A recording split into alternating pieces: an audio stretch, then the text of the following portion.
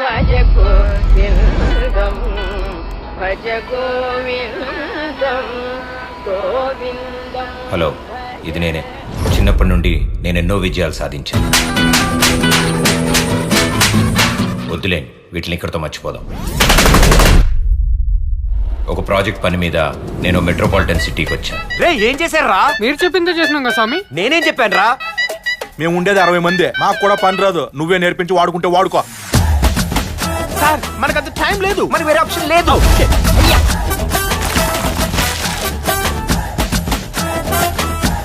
Already దరిద్రాన్ని school గోడల మీద చూసాం.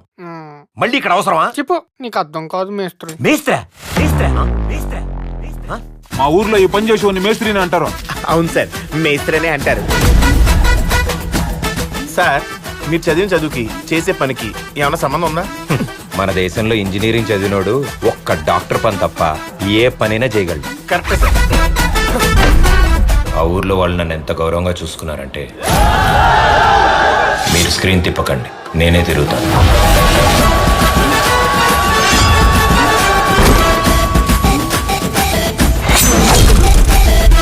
నా దరిద్రానికి ఆ ఊరు మొత్తానికి ఒకే అమ్మాయి ఉంది. మురుగన్ లవ్స్ రాజా, పళని లవ్స్ రాజా. రాజా ఇంట్లో పాలు పోయాలా? రేపు రాజాకి పూలు కోయాలా? నేను రాజాని ప్రేమించాలా? రాజా ఫస్ట్ క్లాస్ లో పాస్ అయినదే. ఇంతకే రాజా ఎవరు సార్? అందాలు చందమామ దాగున్నది, వివేత కన్నమామ ఇళ్ళలోనే ఉన్నది.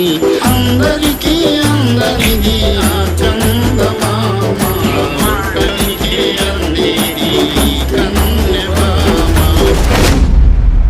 ఎట్టి పరిస్థితుల్లో రాజా ఈ 60 మందిలో ఒకరిని పెండ్లి చేసుకోవాలా? 1000 అబద్ధాలటని ఒక పెళ్లి చేయమన్నారు, మనం 2 ఆడదాం. మీరు ఆడరా సార్?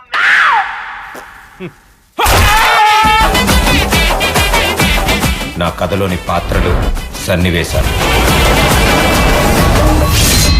నా కల్లో కూడా నన్ను వెంటాడుతూ ఉంటాయి.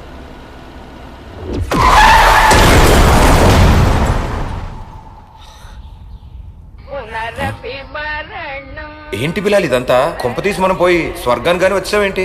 ఊరుకోండి సార్, మీరు చేసే సాయానికి స్వర్గం డోర్లు కాదు కదా, కిటికీలు కూడా తెరరు.